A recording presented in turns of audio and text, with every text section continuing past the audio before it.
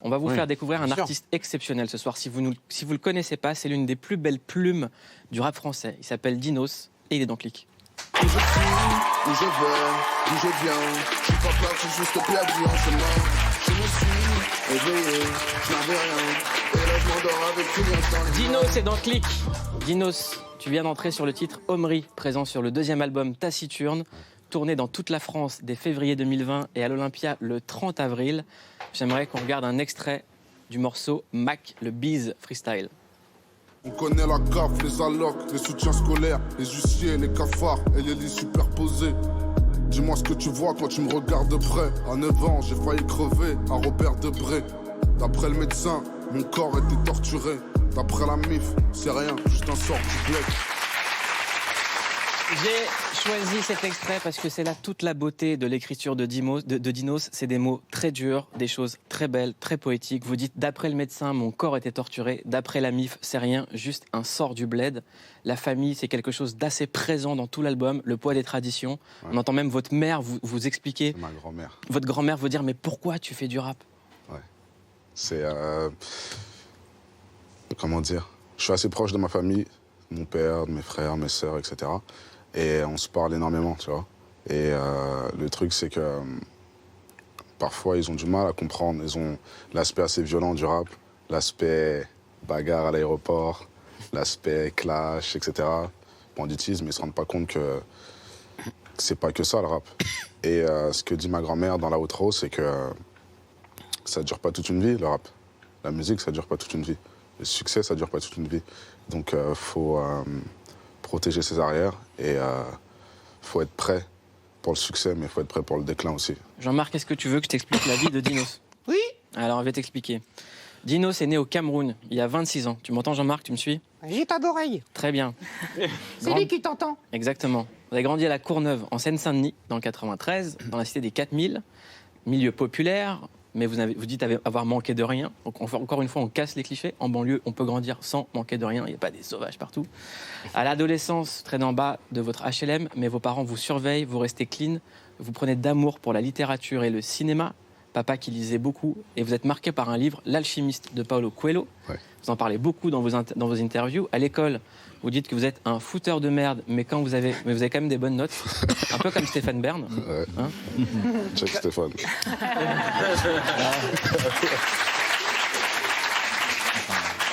Stéphane Bern, vous savez ce que c'est qu'une battle dans le rap? Un wesh, toi.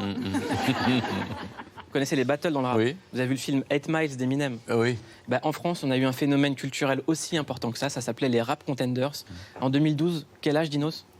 19, 20. Écoutez Dinos quand il avait 19 ans dans les Rap Contenders, dans les battles. Mec, c'est un daron. Il a trafiqué son âge, je l'ai surpris. Il est né en 1980, avant Jésus-Christ.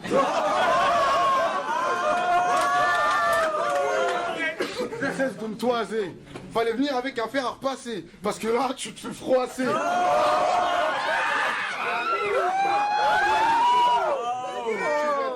Mais tu sais pas comment faire. En fait, ton rap, c'est comme ton Skyblog. Il se passe de commentaires.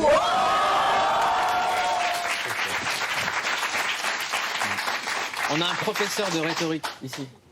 Clément, est-ce que tu valides cette éloquence? Ah ben je valide, évidemment. Évidemment. C'est l'art de la formule et l'art de la rime. Et en fait, ce que ça montre, c'est que les paroles du rap, en réalité, sont rhétoriquement extrêmement brillantes. Mais très souvent, et très souvent beaucoup plus que la parole politique, qui aujourd'hui encore est prise comme le parangon de ce qu'on peut créer avec des mots et le parangon de ce qu'on peut faire avec des formules, et qui en fait, très souvent dans le politique, se borne à utiliser les figures les plus simples, les anaphores. Dans le rap, on va chercher des choses plus complexes, des chiasmes, des choses qui fleurent bon la poésie finalement. Des oxymores. Des oxymores. En tout cas, Taciturne est un album à vous procurer d'urgence. C'est l'un des plus beaux albums sortis cette année, et il sort en fin d'année, donc c'est un excellent cadeau de Noël. Et j'aimerais qu'on parte du premier album, qui est tout de suite pour moi un des classiques du rap français. C'est très grave ce que tu dis. Il y a un morceau dedans qui s'appelle Presque célèbre, et dedans, vous parlez de Raymond DeVos. J'aimerais que Jean-Marc lise un texte de Dinos. D'accord. Alors, on a deux noms de code 9. Strand pour Raymond DeVos. C'est bien l'accent, hein. Rien du tlitli par 3, ça fait rien de neuf. Ouais, rien de neuf. Le quartier reste pareil. L'inflation ne change pas. Le prix de la baguette. Comme Kathleen Jenner, on a grandi sans règles. Ici, les armes coulent et les larmes s'enrayent. Faut que je parte d'ici. Faut que je me fasse du bif. On écoute Dinos. Bravo. Je me prends pour Raymond DeVos. J'ai plus rien multiplié par 3, ça fait. C'est beaucoup mieux. Ouais, mon ego, rien de neuf. Le quartier reste pareil. L'inflation ne change pas. Et j'aimerais qu'on regarde Raymond DeVos en 1979. Mais me direz-vous, si nous parlons pour ne rien dire, de quoi allons-nous parler? Eh bien, de rien. Et de rien, car rien, c'est pas rien. La preuve, c'est qu'on peut le soustraire. Rien moins rien égale moins que rien. Alors, si on peut trouver moins que rien, c'est que rien vaut déjà quelque chose. On peut acheter quelque chose avec rien, en le multipliant. Bon, 1 fois rien, c'est rien. Bon, 2 fois rien, c'est pas beaucoup, d'accord. Mais 3 fois rien. Pour 3 fois rien, on peut déjà acheter quelque chose. Et pour pas cher. Dinos, comment est-ce que lorsqu'on fait du rap, on intègre Raymond DeVos? Quelle question incroyable. Eh bien, je pense que ça fait partie de toutes les inspirations que j'ai. Je me suis nourri d'énormément d'inspirations différentes et qui n'ont rien à voir avec le milieu urbain. J'aurais pu citer Raymond DeVos, je parle de Cheikh Anta Diop, de Frantz Fanon, de Stéphane Bern, et plein d'autres inspirations que j'ai. Et nous, non. Que dalle. Maintenant, J'espère qu'il y aura Jean-Marc dans la prochaine. Hein. Maintenant, il y aura Jean-Marc. Yeah. La prochaine, il y aura Jean-Marc, c'est sûr. Je dirais que... Prends 10%.